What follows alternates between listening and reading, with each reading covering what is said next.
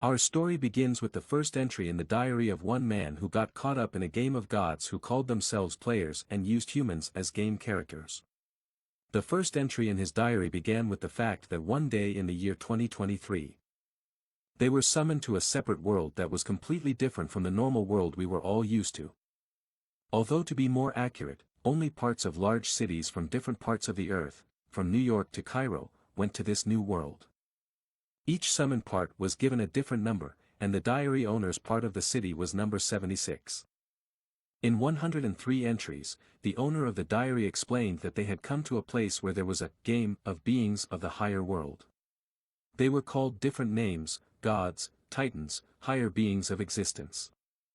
And their piece of the city was just a small figure on the playing board, where everything was decided by the will of the gods players and by chance. And each player had his own piece city, which he controlled, and the fate of all the people inside depended on his decisions. In entry number 224 he continued to explain the rules of this game, in which the god players rolled dice and moved their pieces.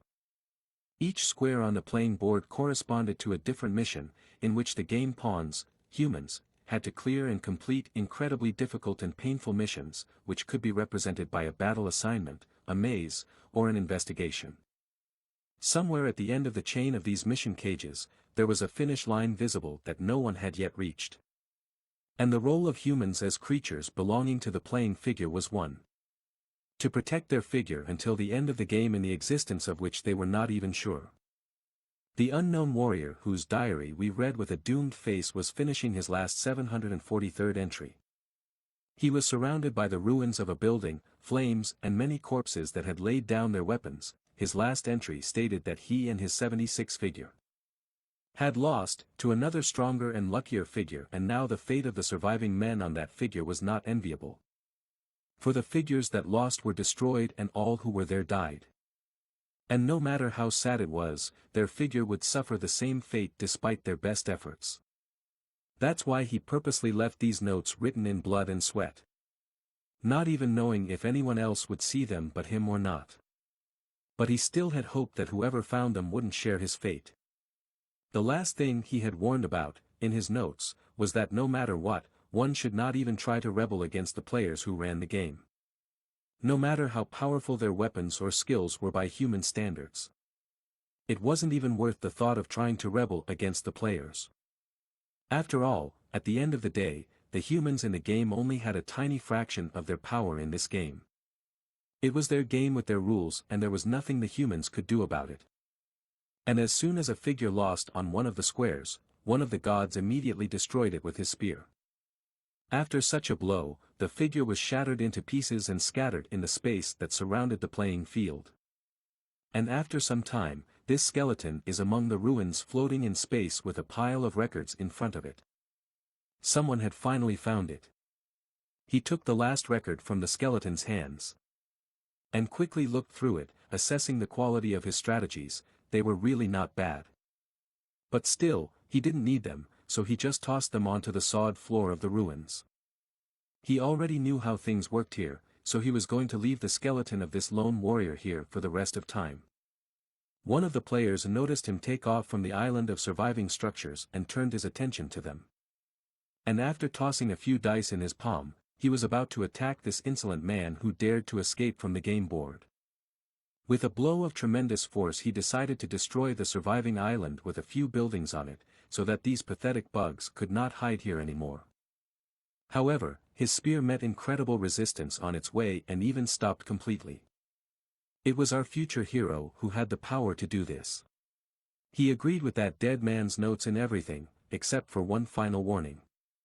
And with the speed of red lightning, he swept across the player's spear heading for his hand. In a moment he was already near what must have been the player's face and preparing to strike back. The blow was so powerful that it reflected a red flash on the player's face. After the blow, almost half of his face was missing and his huge carcass was falling in space. It was still possible to challenge the players, but even this blow wasn't enough to destroy the player who was already starting to regenerate. However, after a moment the regeneration stopped, and the missing part of his face lit up with a blue light. The player made a horrible sound that resembled a scream. As it turned out, our hero had a quality guidebook to help him fill in his missing knowledge, and he already knew how to destroy the player for sure. He was certain that he was not going to obediently suffer here for the rest of his days just because of some stupid game of the gods. So he was going to kill the players and the game and return to his home world, so that there would be no more poor people like that skeleton in the future. Which by the way managed to survive, and after the second blow on the island, which shattered into even smaller pieces, his skeleton began to crumble. And only his shining white gold armor remained there. Nothing could stop our hero, who was sure that he could, together with his friends and allies, put an end to this cursed game. But how did our hero's story begin? It was an ordinary peaceful day like any other. And on such a wonderful sunny day absolutely nothing foreshadowed trouble. Our hero was quietly going about his business on a busy street of his city. He was listening to music and was in a great mood, which, it would seem, nothing could spoil. As it turned out, he was only one step away from safety, which he didn't have time to do. And what happened was something that absolutely no one expected. Right in front of the sneakers of our hero ran a blue flash, which made him stop. He stared at it incomprehensibly, not knowing what it was and where it came from.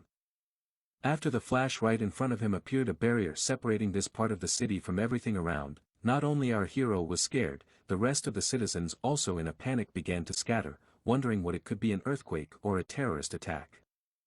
It turned out that this day was the last peaceful for those who were inside the barrier, which had already begun to separate from the ground. Our hero continued to stand at the very edge of the barrier and saw everything perfectly, as their barrier with a flash of light teleported to some unknown place in the middle of space. He was shocked by such events and could barely keep himself from panicking like the rest of his city. However, he was even more surprised when he looked down. He didn't understand what was happening and why a piece of his city was suddenly on top of a stone pedestal with the number 8 on it. While the terrified citizens came to their senses and wondered what it was. And were horrified by the lack of cellular communication, our hero could not believe how all that he read in novels and manga could happen in reality, spatial teleportation to another world and other nonsense. Information windows began to appear in front of the citizens like in some computer game. The poor people didn't know what surprised and scared them more. The information windows notified that the game had started and asked everyone to throw a dice. Even our hero was also a little confused. He wondered what the hell was going on, what game, what dice. It was all starting to annoy him. Before they knew it, something huge began to fall on them from above. It seemed to them that they were about to be crushed. But as it turned out, it was also a dice, but of gigantic size, and it was flying right at them. The hero couldn't believe his eyes. Was it really a dice too? Which was getting closer and closer to the barrier. After a moment, the dice fell on the barrier with the number 3 on the top edge. Immediately there was a notification from the system, which notified everyone that their figure was moving 3 fields forward. The figure shook before starting to move. If you counted from it, it should have hit the box with the shield icon. Their figure began to move quickly towards the target. The citizens were scared again, but that wasn't all, and the worst was ahead of them. Meanwhile, our hero was beginning to add up the facts 1 plus 1 and assumed that apparently they had been called into the game. Only in this game they weren't players at all. They were part of game figure 8. Which means the real players in this game were those creatures rolling the dice. Finally, their figure stopped. The hero continued to ponder, since their city was just a figure chosen by the player. It was a logical question. If the players only wanted a figure, they could probably summon a part of the city without people. Why would they need citizens? He was distracted from his musings by the next information window that appeared in front of him. It said that they had arrived at the defense field. To choose the difficulty and time of the defense, roll the dice. Just then they heard another dice roll against the barrier, with the number 1, which meant the first level of difficulty for them. It was followed by the next roll of the dice, where the number 3 was rolled, which meant for them 3 days during which they had to defend themselves. The map notification appeared, and from somewhere below the figure a section of forest and mountains began to rise to the top. And as soon as it aligned with the town, their platforms connected. The citizens didn't understand where the land had come from or what was happening. but they had no time left as the army was closing in on them. In front of them appeared windows that warned them that the defense mission was about to begin and they would need to defend themselves for 3 days. And they were given 4 key points that they needed to defend at all costs. Otherwise, after capturing the key points, their figure would lose and die. The citizens had a logical question, but what about them? If the figure dies, what will happen to them? They began to complain and demand to bring them back in the hope to influence something, but how wrong they were, not realizing in what position they are in and what their complaints and requests are worth. But this was well understood by our hero, who knew that there was no point in it and, if they had needed to, they would have contacted them initially and resolved all the issues freely. At that moment, the only thing they could do was to focus on these notices, which at that moment, told them that the citizens would be provided with the necessary equipment. And each of the citizens had been given a dice that they were invited to roll. Our hero held a dice with 100 ribs in his hand. It was something new to him. A window appeared in front of him, stating that there was a 60% chance of a normal class item falling out, a 20% chance of a magic, a 14% chance of a heroic, a 5% chance of a legendary, and only a 1% chance of a mystic class item. While everyone was looking at the dice and information windows, one man shouted that something was coming. And it definitely wasn't rescuers with the rumbling and stomping of many figures approaching them. It was an army of horrible monsters of many different kinds, armed and thirsty for blood. The citizens panicked and started running away from the barrier and calling out for someone to help. The army of monsters with a menacing roar burst into the city trying to catch up with the unfortunate citizens. And they did it very well. Used to a peaceful life, citizens were not ready for such a sprint and one by one became victims of monsters. Our hero was not an exception. One orc with a club quickly caught up with him and swung his club. His blow was so strong that our hero went flying as if he was a rag doll. And already in flight he finally understood why the men on the figure were needed, for its protection. But this understanding did not seem to help him. He flew straight into a pile of boxes in the middle of the road, which cushioned his hard landing at least a bit. Thus began a board game for their city, in which they were only required to defend the city as they progressed towards their goal and complete their missions. It was a board game of higher beings, who entertained themselves out of boredom, if they had any. After the first attempt, the orc held a bloody cudgel in his hands and was about to finish what he started looking at the still alive guy. Suddenly some shadow flew over them with a whoosh. And in a moment a flying girl with wings and a spear in her hands appeared behind their backs. She stabbed her spear into the ground and activated her skill. A fire tornado appeared in her place and began to rush towards the monsters. All the monsters that were on that street were scattered and burned by the tornado's flames. The surviving citizens looked in amazement at their savior. They were thrilled that all the monsters had died in the blink of an eye and wondered who she was. Her name was Go Haiju and she was just an ordinary citizen like them, but she was lucky as she had gotten a legendary class item, Empirical Flame Dragon Prominence's K9, which allowed the owner to borrow the Empirical Dragon's power. She shouted for all the injured citizens to run to Namsan Tower, and for the military and police to form a defense line, and added for everyone to hurry up and roll their dice. The puzzled citizens stared at the dice in their hands, unsure of what to do with them. But since their savior told them to roll, they rolled them. She also explained to them that whatever number they rolled would give them a weapon of a certain quality. And in case they got a common class, she advised them to retreat. If they got a magical class or higher, she asked them to help her. Surprised citizens did not understand how they had weapons in their hands, but everything happened as they were told, so the words of this girl, who also saved them, could be trusted. Therefore, when a new wave of monsters rushed at them, they already with weapons in their hands ran at them in attack, trying to help her. That day, they said goodbye to their normal lives and started a completely different one. On the very first day of this new life, countless people died. But at the same time, several legendary heroes were also born, whose power could not be matched by any first-level monster so far. Meanwhile, when the whole place was engulfed in flames, our hero, whose name was Choi Yul, was still lying unconscious clutching his dice in his hand. But eventually his hand began to weaken and his fingers started to unclench. And the dice did fall out of his hand. His dice rolled around on the ground. And so here on the 8th piece he became the strongest, for he was incredibly lucky to hit that 1% probability on the dice and roll 100. However, such luck would soon lead to everyone else calling him the worst scum in the future. After all, he was given a special book called Demon King of Sovereignty Krasina's book, which allowed him to use the library of Demon King Krasina who desires anything and everything and gives the user access to any information such as item locations, hidden events, monster information, map and objectives once the mission starts. The book glowed with red lightning and soared into the air in front of the unconscious hero. However, the Demon King Krasina, the very fulfillment of the desire for obedience and from this one thing came out of it, which in the future will be a surprise to the others and the reason for his hatred.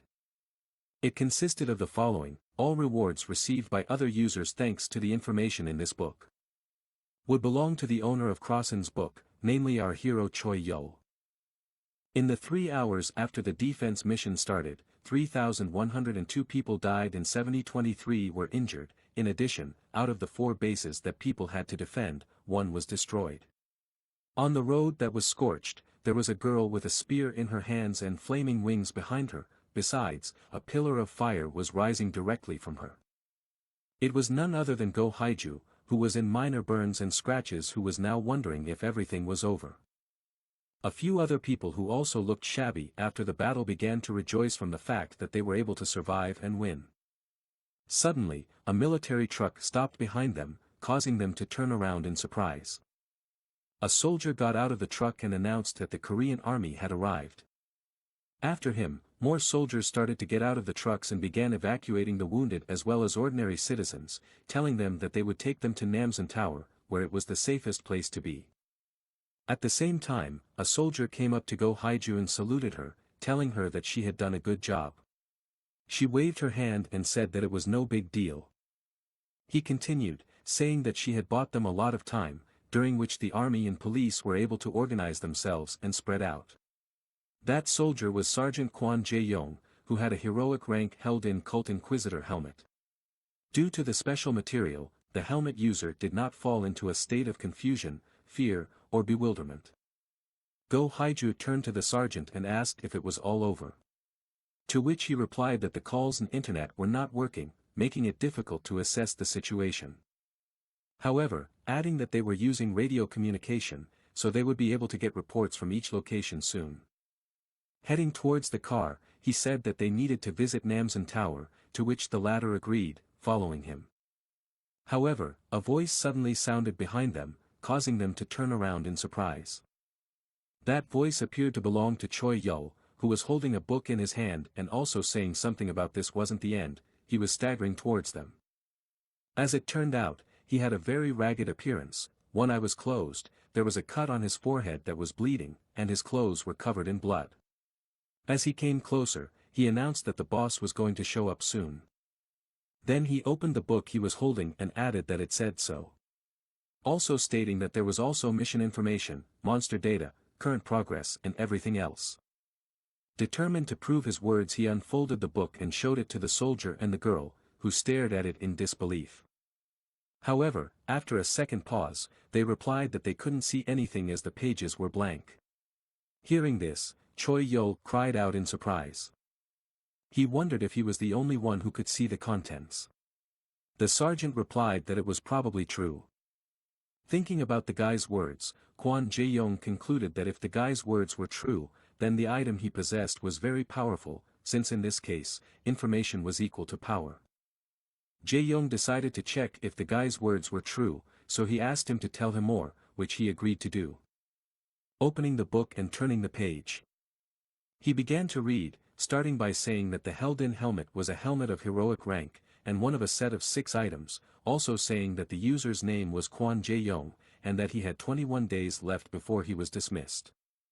Then turning to the girl he said that her name was Go Haiju, also saying that she possessed the legendary class weapon Empyrean Flame Dragon Fong. Then surprisingly added that her favorite karaoke song was Chilgap Mountain. Upon hearing this, the girl blushed and pointed her spear at the guy and ordered him to stop, while the sergeant noted that she had good taste. Go Haiju and Kwon Jae-yong unanimously agreed that he was telling the truth, and that the book did contain truthful data. After realizing this, Kwon Jae-yong said to himself that if the words were true, then they were really going to meet the boss. He then took out a walkie-talkie and said that since they had confirmed the item's abilities, he should contact the headquarters and inquire about further action. Watching the piece on the board from somewhere above, someone's voice reflected on the fact that he had been thinking about it all along. If this world was a game, he would most likely be a character with a bug. Since this world's problems were too easy for him. And that was most likely why they made it that way, for the purpose of keeping him out of the world. Pondering was a guy in hospital pajamas and a bandage on his head, who was sitting in front of a large hole in the wall from which a bright light was shining. Behind him, however, were a number of board games scattered about. As he continued to stare at the bright light, he said thoughtfully that if someone from above had found the bug and isolated it, then if there ever came a day when he could return to the world, then Choi Yul, the sergeant's loud voice called out to the guy, who came to his senses and immediately turned around at the voice. Kwon Jae-yong looked at the guy and said that he had received permission from the headquarters. Then, clutching the walkie-talkie in his hand, he said that it was literally a game of luck for them. However, since they had no other plan, they decided to believe his information. Afterwards, handing the guy the walkie-talkie, he asked him to provide all the information about what was going on. He replied that he would do his best. Choi Yul checked to see if he could be heard on the other end. He announced in a loud voice that he would now give information about the current defense mission. It was to protect the bases from the waves of monsters that came every 6 hours. And at the end of each one, a boss would appear. The first of which was a two-headed ogre of the first difficulty, which could use magic and melee combat. Victory was to be gained if they could defend the base 4 times a day, and if they defeated all the bosses. He then added that he had all the information about the mission, and if they used it to strategize, they would definitely be able to survive. Choi Yul also said that he would look for a way to bring them back to the normal world. Go Haiju, meanwhile, was watching the guy in front of her with astonishment and interest. Admiring and wondering that he was not only thinking about the mission, but also about the consequences. Standing still holding the book in his hands and taking a deep breath, he announced in a firm voice into the radio that he was starting the story. However, even before beginning to tell all the information, it was worth initially checking what he couldn't see while he was unconscious. Namely, that the Krasina books, from which all the information was taken, monopolized the awards of those with whom it was shared, as well as the accounts of those people. In addition, this number included not only those people who heard the information directly from the owner of the book, but also those who heard it from others, through rumors or any other means. And any information that originated from the owner of the book, whether it was information about fighting monsters, squad building, information about bosses, or how to fight them, information about weapons and their abilities, how they were to be handled, about training, boss battles, their weaknesses, the level and characterization upgrades, which even led to visual changes, could end up playing havoc with those who recognized her. After all, it all belonged to the demonic sovereignty King Krasina. Playing piece number 8, population, 193,256. Sovereignty victims recorded, 176542. And in just one day, 91% of the population became sovereignty victims. However, this was only the beginning of our hero's sins, which continued until the last moment of the game. The game figure on which the action unfolded. This defensive mission was like a game in the tower defense genre. A crowd of orcs was walking along the road between the buildings of the city to their goal. In games of this genre, monsters march towards a base they must destroy while players must try to stop them. The 3 large armed orcs in front of them sensed something and were puzzled and froze in place. At the same moment, Choi Yul holding a walkie-talkie in one hand and a book in the other shouted that now was the time. At the same moment, the players who were sitting in ambush on the buildings according to the plan started firing at the monsters with long-range weapons.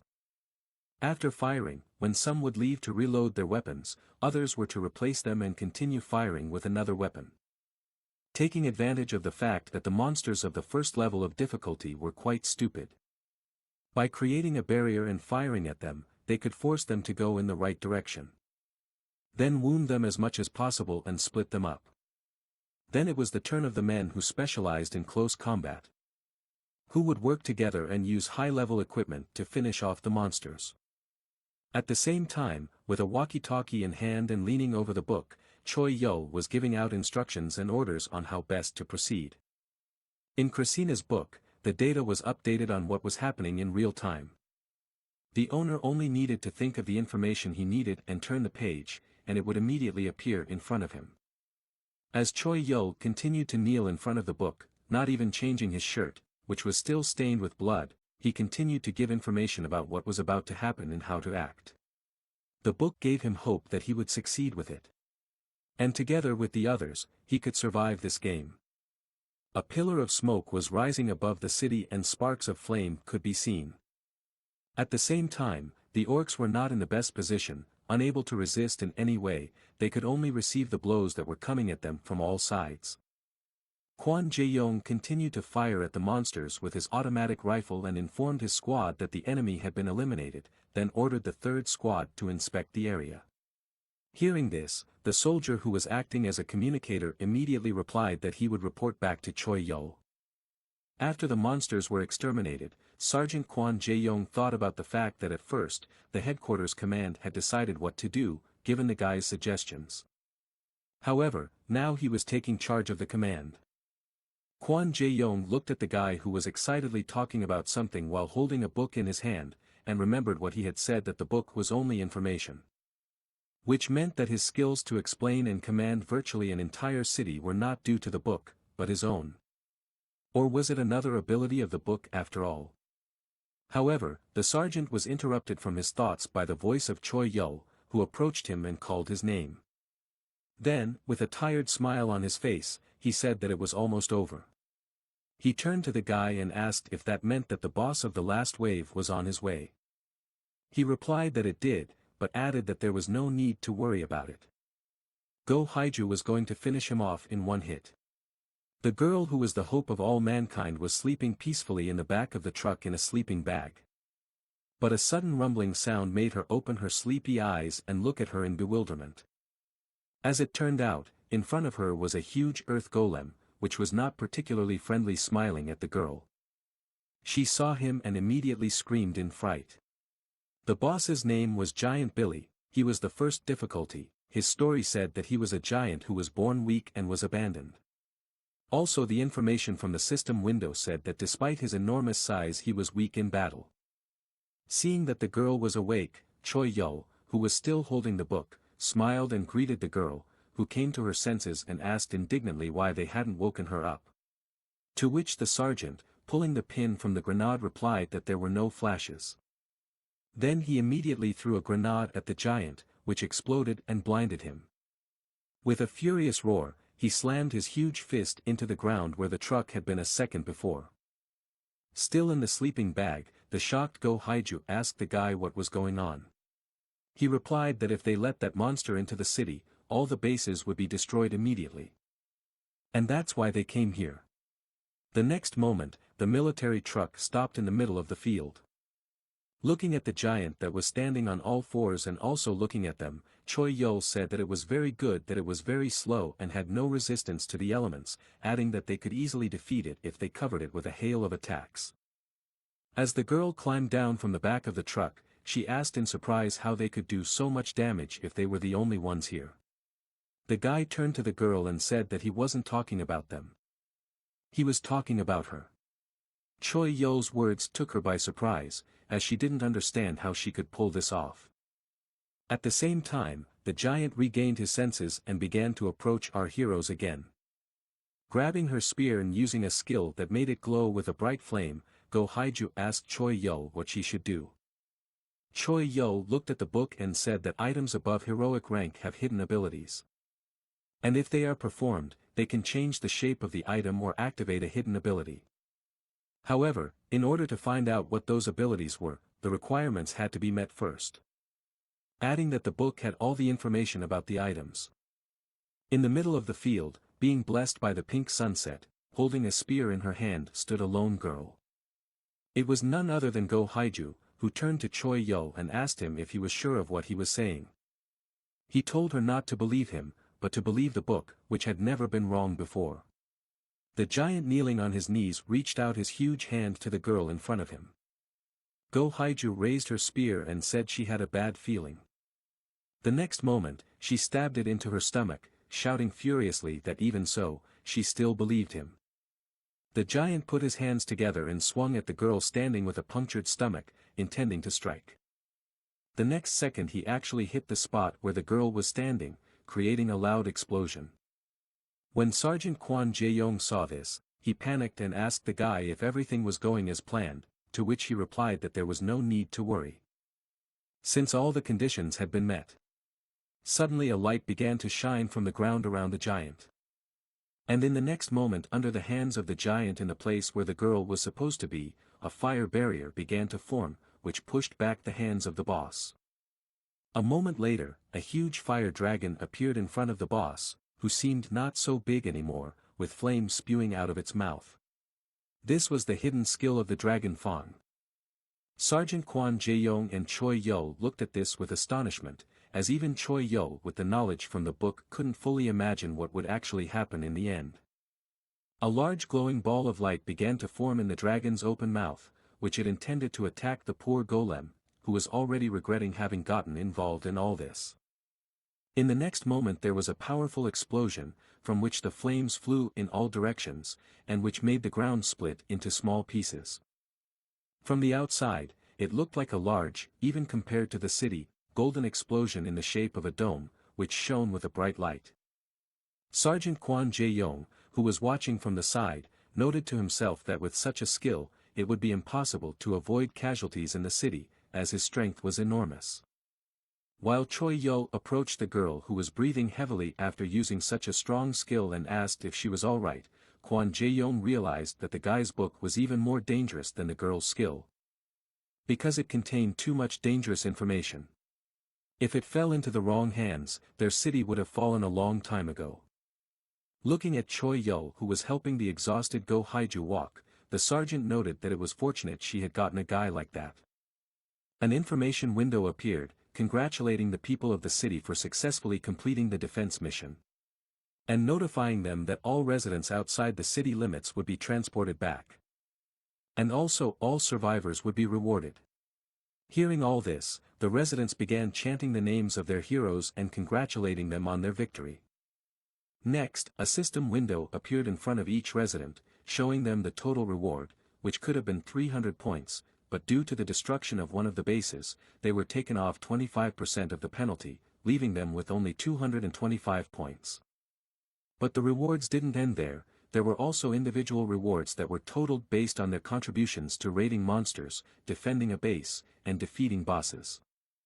Afflicted and wounded residents who already thought that nothing good in their lives will not happen, could not believe their ears. Is it really a reward, just like the game? Also in front of them opened a store with the ability to buy all sorts of skills, items, equipment, experience and most importantly treatment, which was very welcome for the thousands of wounded citizens.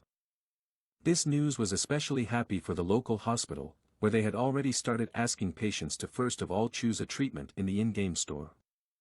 The prices were as follows: for 10 points one could buy a treatment that healed all wounds, purification that cleansed all abnormal negative effects, and regeneration that restored lost body parts. Choi Yul was also happily browsing the store and was glad that now even the injured would be fine. He didn't even suspect any trick, as he didn't know all the properties of his book yet. But then all around him froze from incomprehension. And our hero along with them all had one question: where all the points went and why they got 0 points. However, the system window also indicated the reason, all because of the sovereignty sacrifice effect. People who had just had hope began to feel nervous about what was happening. Who could be so heartless to do this to them? What a sacrifice of sovereignty. They were all desperately demanding their points back. Go Haiju desperately asked Choi Yul what was going on, but he couldn't answer her since he didn't know anything himself. And now he was trying to figure out his system window where he was being explained the additional conditions of his sovereignty sacrifice skill. There were 3 additional conditions. If 10% of the residents were sacrificed, then his reward would be doubled. If 20% were sacrificed, then tripled, and finally if 90% of the residents were sacrificed, then his reward would be increased 100 times. And then from all sides there were sounds of notifications coming in, showing the people who were able to earn the most points. In third place was someone with 312 points, in second place was someone with 1402 points. And finally in first was Choi Yul with 996,884,4850 points, and now everyone knew his name and who all the points were now. For a moment, the faces of the townspeople still held disbelief and misunderstanding. But after a second, their emotions changed drastically and anger and despair filled them. They immediately rushed at Choi Yul with a barrage of questions and threats, only to be stopped by the sergeant and Go Haiju, who prevented them from lynching.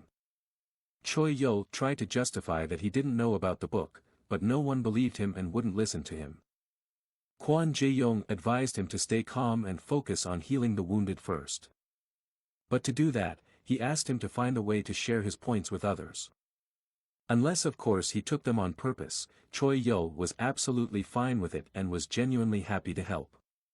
But as soon as he tried to do so, a notification appeared in front of him that his passive skill monopolistic desire of Demon King Krasina prohibited him from giving items or points to others.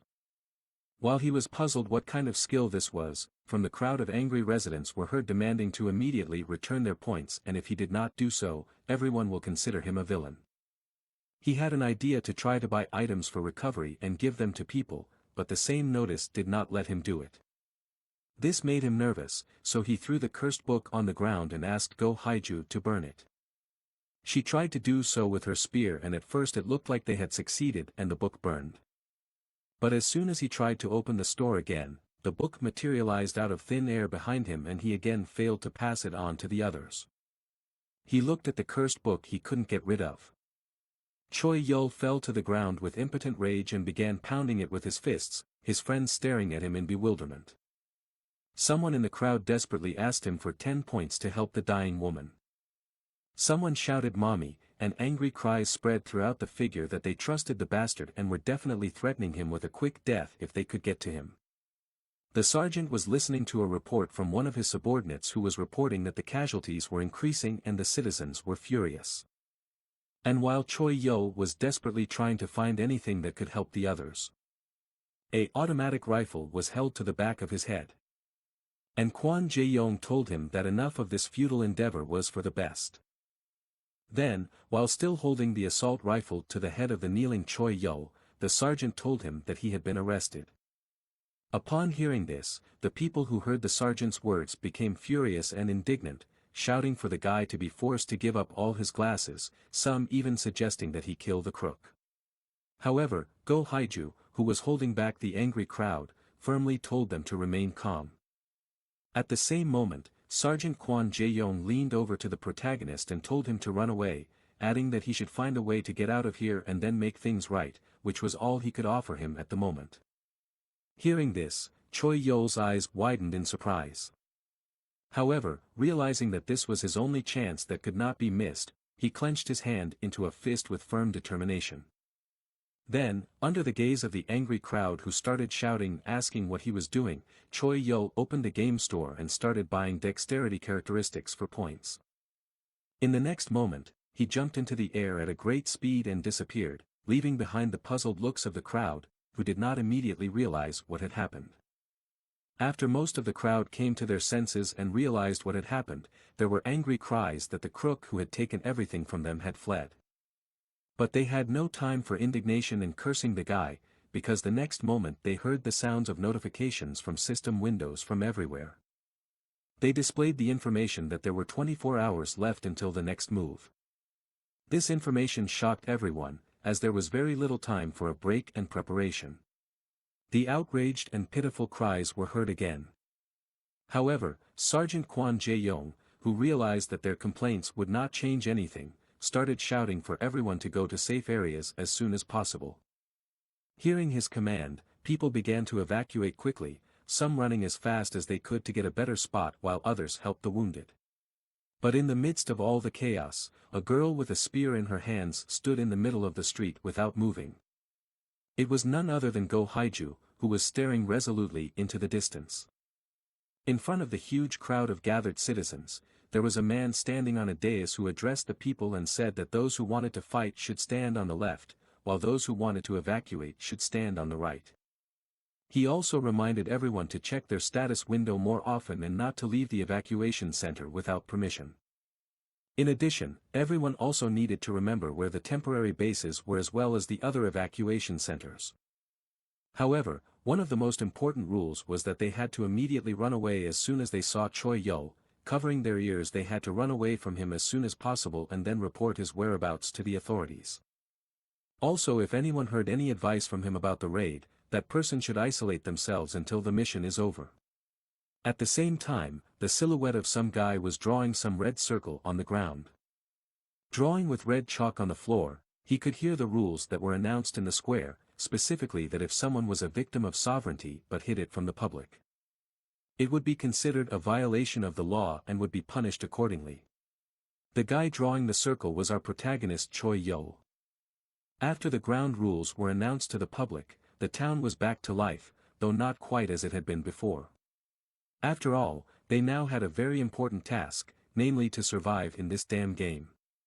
Everyone was doing what they could, the military was developing tactics. Some were training, hoping to get stronger. Others were standing in line for groceries to meet their minimum needs, namely food. Some got into fights, while others went to church hoping to be saved there. But one way or another, the time for a new move had come. And the players who were playing a game in which millions of lives were at stake once again rolled their dice. Pawn 8, which was the city in which these events were taking place, had to move 4 squares forward. After moving 4 squares, the figure arrived at the seal of the Demon King, which was announced by a system window that appeared in front of everyone. The people's task was to destroy all the demonic pillars that would appear, as well as the defenders that would guard them. In case of failure to do so in the allotted time, the Demon King would be summoned. The time allotted to complete the mission was 5 days. While the number of pillars that needed to be destroyed was 3. The level of the first pillar defender, however, was level 1. He was the fallen angel of fate, who was a fallen angel who wandered around in search of his destiny. Even though he had 2 pairs of wings that gave him a resemblance to the concept of an angel, he did look creepy. The difficulty of the second pillar protector was also like the first one, was at level 1. The second defender's name was Mad Brains. He had a metallic physique that resembled the body of a praying mantis, while his head had huge brains protruding outwards. As the information from the system window stated, it was a creature that couldn't stop creating things, and the more time it spent creating things, the better the things it created were. The difficulty of the third pillar protector was different from the first 2, however, as it was equal to level 3. After reading this information, Go Haiju and Kwon Jae-yong were stunned, as this difficulty was many times harder than the first 2. In front of some large building, a large pillar appeared where the ground used to be, the crystal at the end of which was burning red. At the foot of it stood the figure of a creature whose build resembled that of a human, but its skin was green in color. According to the information from the notification window, it was a defender of the pillar of the third difficulty, namely the goblin swordsman Jack. He was a swordsman goblin who had reached the peak of martial arts and had undergone a body transformation. In addition, he was trying to break the seal of the Demon King to challenge him. At the same time, Choi Yul was lying on the ground, right on the circle he had drawn himself. There were many pieces of paper scattered around him, with some circles and text drawn on them. If you looked closer, you could see a smile on his face. At the same time, the bewildered Sergeant Kwon Jae-yong, who was holding a walkie-talkie, received an urgent message that the civilians had launched an attack. Then a voice added that even though they tried to stop them, they were almost impossible to control. After listening to the information, Kwon Jae-yong said with determination that it was time for them to take over as well. Then turning to Go Haiju, he asked what she was going to do. But there was no answer. The soldier she was standing next to a moment ago said that she had left. Hearing the soldier's words, he thought about the mess that was going on. Their perfect system and cooperation had fallen in just one day. At the same time, the escaped girl, holding her spear in her hand, stood in front of the pillar under which the third-level defender was sitting. Adopting a fighting stance, she looked at the opponent in front of her with determination in her gaze. Who was even just sitting relaxedly by the pillar, exuding a blue aura. However, Go Haiju's determination was unstoppable. In the next moment, she rushed straight at the defender, activating her new ability that made her hair glow a bright golden color, as well as displaying her legendary level spear, which she intended to use to strike. In the next second, it actually reached its target, causing a loud explosion to occur. However, despite its force, to the girl's surprise, the defender was not only unharmed, but as if he had not made any effort to put his sword in front of him, he was able to stop her spear without much effort. In the next moment, with a slight movement, he swung his sword. It was only this slight movement that threw the girl back. Then raising the sword, which began to glow with a blue light upwards. He brought it down with speed imperceptible to the human eye. At that instant, a white line of light appeared in front of the girl, who was still in the air, which seemed to have already split her head in half. A monstrously powerful explosion sounded in the middle of the city, which was accompanied by the release of a shockwave of blue aura. The goblin defender sitting under the pillar looked up for the first time with a look of mild bewilderment in his eyes. Not far from him, someone landed on the ground. As it turned out, it was Choi Yul, who held the surprised Go Haiju in his arms and stepped onto the ground. Putting the girl on the ground, he asked her to inform his men that he would spend all their rewards on himself. Hearing this, the girl irritably replied that it was already obvious. Leaving her behind and heading towards the pillar under which the protector was sitting, he added that she should also tell her people not to appear in front of him if they didn't want him to steal their rewards. The girl wanted to say something to Choi Yul, who was leaving. However, he materialized his book in the next moment and it immediately appeared in his hand. Holding the open book in his hand, the guy headed towards the pillar while thinking that there was no way to give people their experience points back, nor was there any way to escape from the Demon King's damn book. By status, he said, turning to the system window, which at the same moment opened the store and informed him that his level would be raised by 1 for every unit of characteristic. When Go Haiju asked the system what number he needed to set to increase his skills, he replied with a smile on his face that everything needed to be maxed out. Suddenly, the system window started sending Go Haiju a bunch of notifications to the bewildered Go Haiju who didn't understand what was going on. However, they didn't just come to her, but to everyone who was trapped in the game. Seeing the notifications that Choi Yul was the first person to reach level 100 in stamina, intelligence, wisdom, dexterity, luck, and health, a lot of people were furious and held a grudge because they realized that it was all thanks to their points. At the same time, Choi Yul, who was surrounded by a golden aura, was surprised by his new strength and asked the system how many equipment dices he had received. The system immediately said that the total was 432,512. Hearing this, he ordered the system to get rid of everything below magic class, and also automatically cast all the dice for anything that would give equipment above heroic class. As a result, the system counted 142 pieces of legendary class equipment, as well as 1,023 heroic.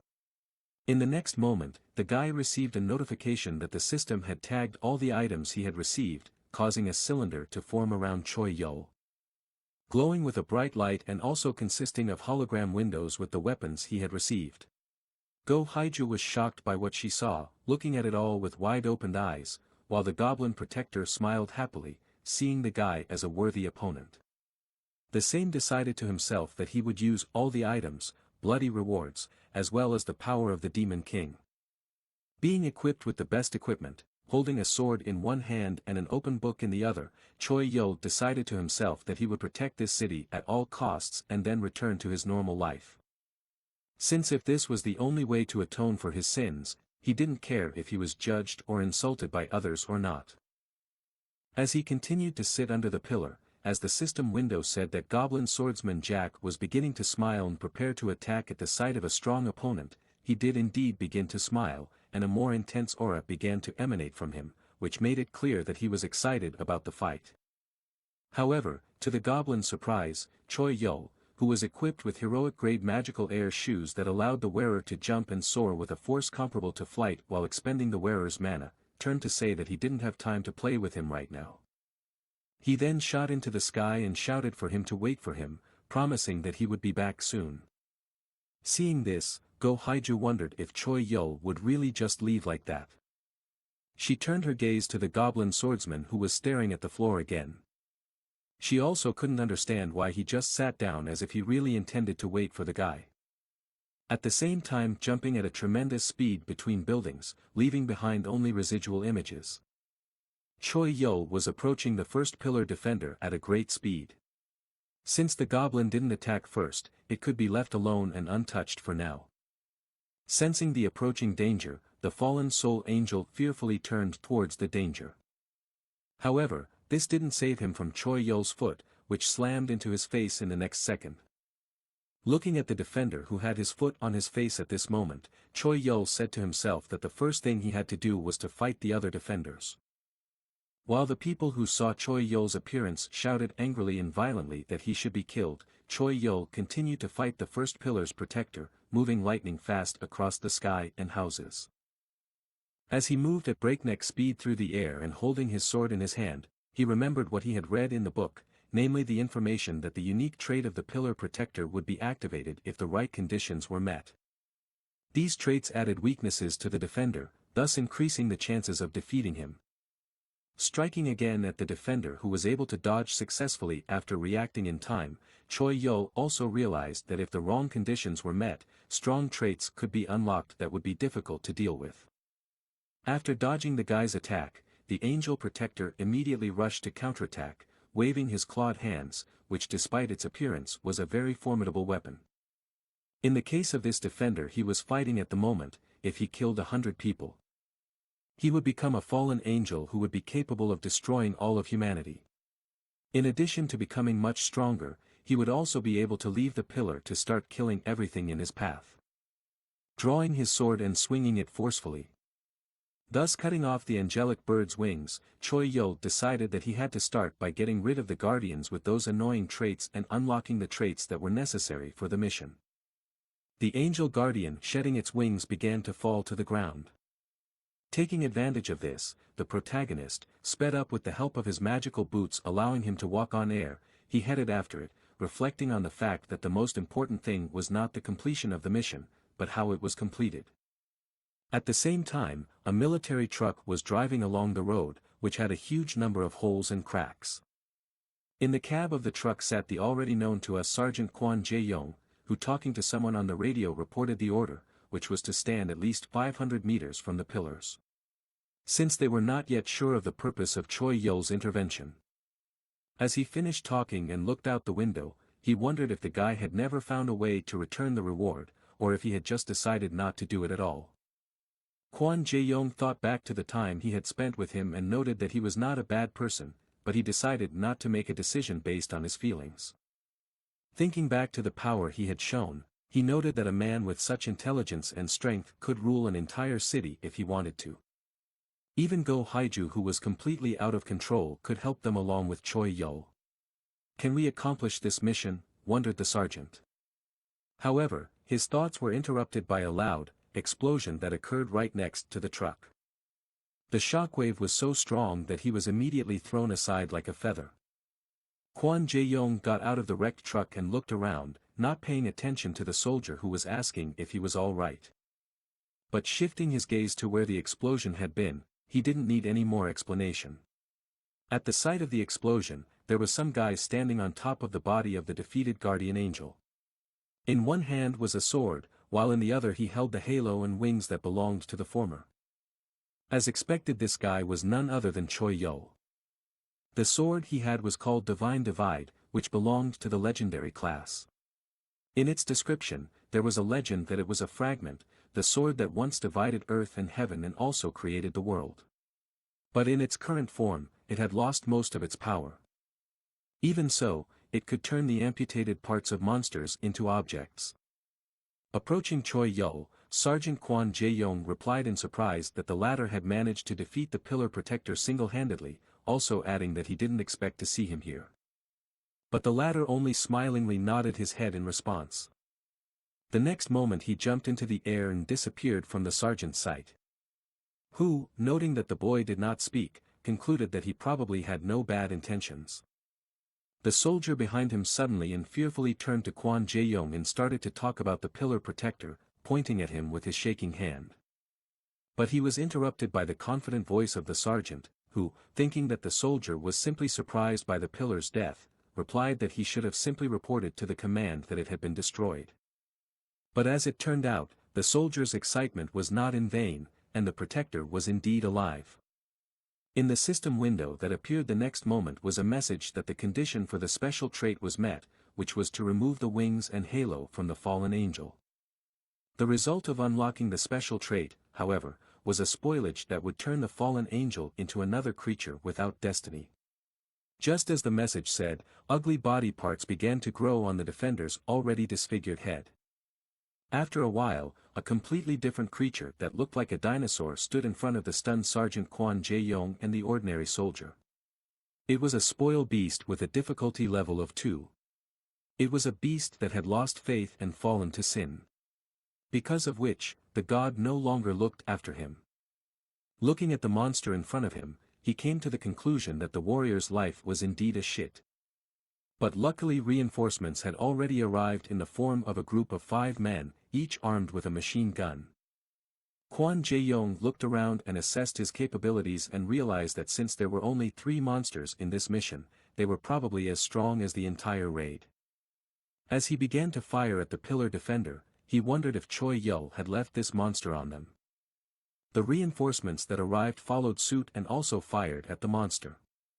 One of them contacted the headquarters and requested for support, giving their current location. The pillar defender, who was sitting on the building at the time, pushed off the wall. At breakneck speed, lunged at the group of soldiers, attempting to damage them with his huge paw. Luckily, it managed to dodge and escape unharmed. However, surviving was not the same as not losing morale. In the next moment, frightened by the monster's attack, they panicked and began to flee, leaving Sergeant Kwon Jae-yong alone with the monster. The same having a helmet that removed all the negative emotions that could prevent him from thinking straight and fighting, looked at his comrades who were running away calling for help from their mother. Gritting his teeth in anger, he began to retreat, leading the monster behind him, while continuing to shoot at it, attracting its attention. Leading the monster away from his frightened comrades, he told himself that he had to hold out until reinforcements arrived. The monster, which was much faster than a normal human, opened its terrifying maw and was already flying at him. Sensing the danger, Kwon Jae-yong turned around. However, it did not help in any way. In the next second, the pillar's protector stepped on him with his huge paw. A pool of blood immediately formed underneath. Choi Yul threw the book he couldn't get rid of into the air. Then he closed it with a smile on his face and said, "Great, I got one." At the same time, a bright green light began to shine out from under the paw of the monster that was supposed to swat the sergeant, leaving the monster bewildered. In the next second, his paw was forcefully thrown back by the bright green light, which formed into something like a barrier. A hand holding a green flag rose from where the sergeant's corpse should have been. A message appeared in the notification window, announcing that the conditions for Heldon's hidden helmet skill had been met. The person leaning on the flag and standing on one knee was none other than Kwon Jae-yong, who was still alive despite being completely covered in blood. Holding the assault rifle in one hand and the flag in the other, he was muttering something to himself. The first condition for activating the hidden skill was to be on the verge of death from a dark attack or a spoil strike. The second condition was that the owner of the helmet had to be the leader of a group of more than 5 people. The resulting skill was called the Spirit of Heldin. When the skill was activated, the wearer became possessed by the evil spirit of Heldin, who was an inquisitor of heretics. In the next moment, his image appeared behind Kwon Jae-yong. He was glowing with a green light and also emitted an aura. And of course, he resembled Susanoo. The duration of the skill was 10 minutes, during which time all equipment and skills were imbued with divine power. The defense against darkness and spoilage was also increased. Also when activated, the wielder entered the fanatic mode, in which he received an increase in the characteristics of attack, defense and recovery, as well as becoming immune to any emotion. He would also lose his mind and attack all monsters of darkness and corruption. When he saw that the person he was supposed to kill had survived and was also radiating great power, the monster was surprised. While Kwon Jae-yong continued to mutter fanatical nonsense. But the benefits of this special skill didn't end there, as the next moment the system reported that the fanatic skill had been activated for all members of the team. As a result, in front of the members of his squad who a moment ago were running in panic, a patterned sign also appeared on their foreheads and their eyes turned green. Fiercely shouting some fanatical phrases, they already rushed towards the monster without a drop of fear. Choi Yul, who was watching from above, got goosebumps as it looked even more terrifying than he had imagined.